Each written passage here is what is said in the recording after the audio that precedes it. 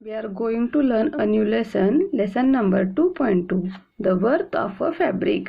एका कापडाची किंमत. वर्थ म्हणजे किंमत, फॅब्रिक म्हणजे कापड.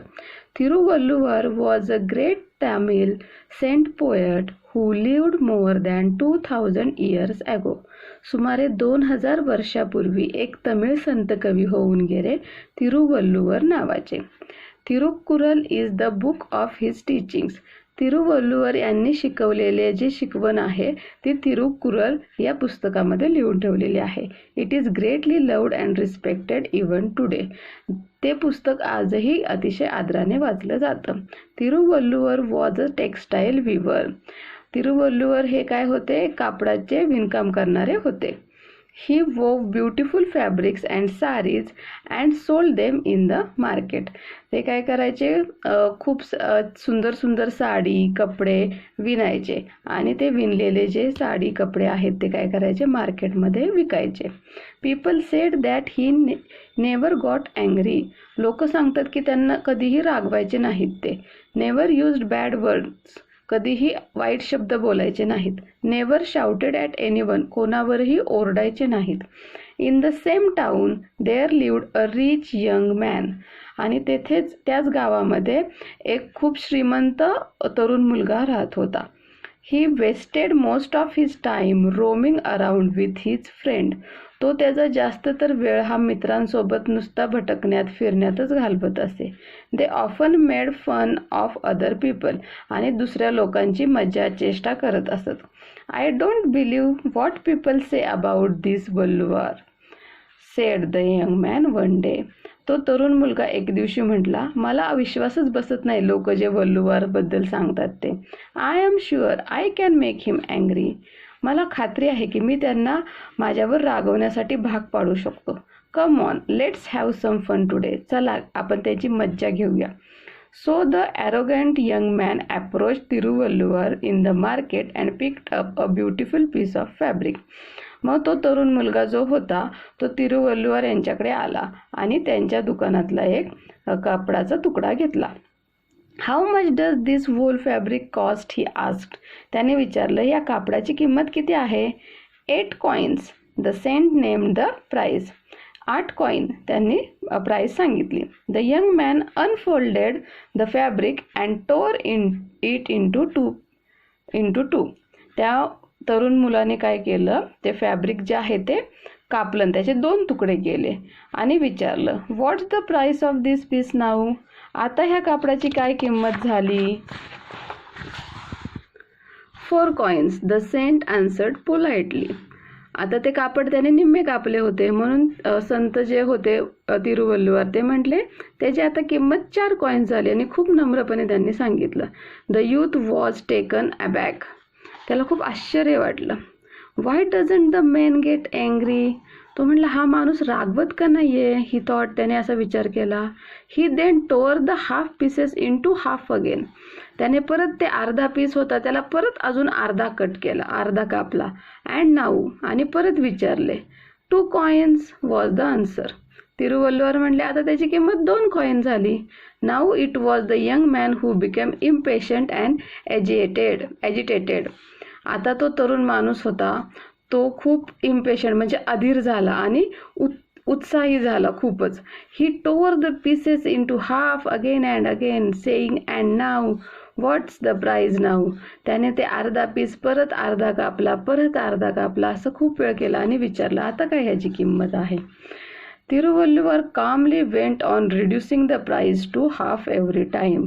आणि जितक्या वेळा त्याने ते अर्धा अर्धा कापड कापलं तितक्या वेळा तिरुवल्लुवरने त्याची अर्धी अर्धी किंमत सांगितली. At last the fabric was reduced to rags. आता ते जो कापड होतं त्याच्यात चिंदी झाली, इतकी बारीक त्याने कट करत आला तो. So Thiruvalluvar said in a quiet tone. त्यांनी शांत आवाजामध्ये सांगितलं तिरुवल्लुवरनी, now this fabric has become worthless. आता ह्या कापडाची काहीही किंमत नाही. वर्थलेस म्हणजे काहीच किंमत नाही त्याची. I will not name any price for this rags. आता मी ह्या चिंध्यांसाठी काहीही किंमत सांगू शकत नाही. The young man did not know what to say. त्या तरुण माणसाला काय बोलावं तेच कळेना. But he was proud of his riches. पण त्याला त्याच्या श्रीमंतीचा खूप गर्व होता. So he offered to pay 8 coins to the saint. मग त्याने 8 कॉईन तिरुवल्लुवरला द्यायला लागला तो मुलगा, कारण मूळ कापडाची किंमत 8 coins होती. For the first time Thiruvalluvar smile but he refuse to take the money. तिरुवल्लुवरने हसले आणि त्या माणसाला म्हणाले, मला पैसे नकोत.